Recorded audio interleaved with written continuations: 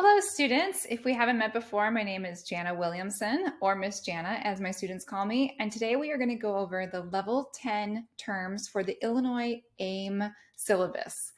So I'm not going to do any review on this level. I do have videos for previous levels as well as Quizlet if you would like to use those to practice with. But we're just going to dive into the definitions of the Level 10 terms. First, we have ornament. An ornament is a note or notes added to embellish a melody. Examples are mordents, appoggiaturas, trills, and turns. You have played multiple ornaments in your pieces up to this point, I am sure. So our first specific ornament is appoggiatura. You might want to practice saying that, appoggiatura. An appoggiatura looks like a grace note, but does not have the little slash through that tiny note. And the definition is a non-harmonic tone often played on the beat, resolving stepwise and usually written as that little small note. So these are not played like grace notes, like they are played. A mordent is the wiggly line with the little vertical line in the middle. That's an ornament alternating a tone with its lower neighbor. So the one pictured here on the treble clef C would be executed C, B, C. Usually play a little faster than that.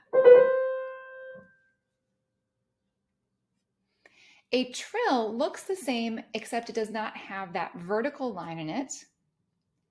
A trill is an ornament alternating a tone with its upper neighbor. So that one on C would be executed usually like this, or a longer version of that. A turn is that curlicue line, and that's an ornament using upper and lower neighbors. So again, on that C, it would go around the C starting on D. All right, moving on from ornaments, I do just want to say the AIM workbook on page 5 for level 10 has a lovely chart for ornaments, and I would really recommend that you take a look at that and study your ornaments that way. Okay, moving on. Tonal center is the home pitch around which the music centers. When you have regular tonal music like a sonatina in G major, then G is the tonal center. However, sometimes we have atonality, which is music having no tonal center. This is usually what students think is very strange sounding music because you can't find that home base. We also sometimes have bitonality, which is music having two tonal centers or keys at the same time. And if you want examples of this, ask your teacher or go look up the music of Alberto Ginastera. He frequently writes bitonally. Pentatonic refers to a 5-tone scale within an octave, such as G, A, B, D, E, or G flat, A flat, B flat, D flat, E flat. Okay, now we have a few French terms. En mouvement means return to the original speed. It's the same as a tempo. Cédés means to slow down or stretch the tempo. Debussy frequently uses that term instead of saying retard.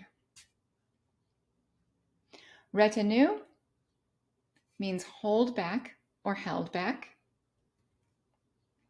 And now we're going to move on to two terms about meter. We have compound meter, which is where the beat can be divided by 3, and the top number in the time signature will be 6, 9, or 12. So that's 6, 8, 9, 8, 12, 8. And when you have your eighth notes in that meter, they are beamed in groups of 3. Versus simple meter, which is where the beat can be divided by 2.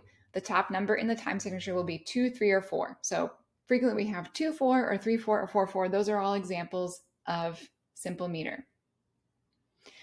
Syncopation is also related to rhythm and meter. It's the shifting of an accent from a strong beat to a weak beat or a weaker part of the beat. So if you're in 4/4 time, you might have something syncopated where the accent is on 2 and. 1 and 2 and. All right, on to form. I hope my students at level 10 already know these next terms because they've played sonatinas in the past. Sonata allegro form is a form often used for first movements of sonatas and other works, including sonatinas. It includes three main sections: the exposition, development, and recapitulation. The exposition is the first section of sonata allegro form.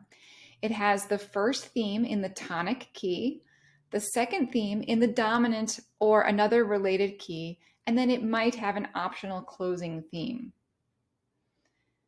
The development is the second section of sonata allegro form, and themes and motives may be changed and elaborated, or new themes may be added.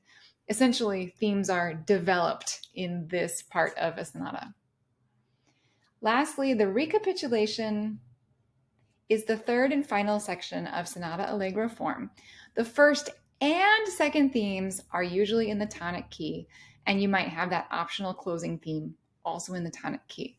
So take some time with your teacher and analyze your next sonatina or sonata and find all those first and second themes and talk about what key they're in so that you really truly understand your sonata allegro form. Largo means very slow. Lento means slow. Maestoso means majestic.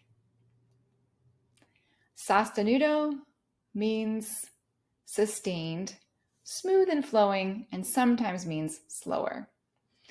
Good luck with your level 10 exam. I'm sure you'll all do great. Happy studying.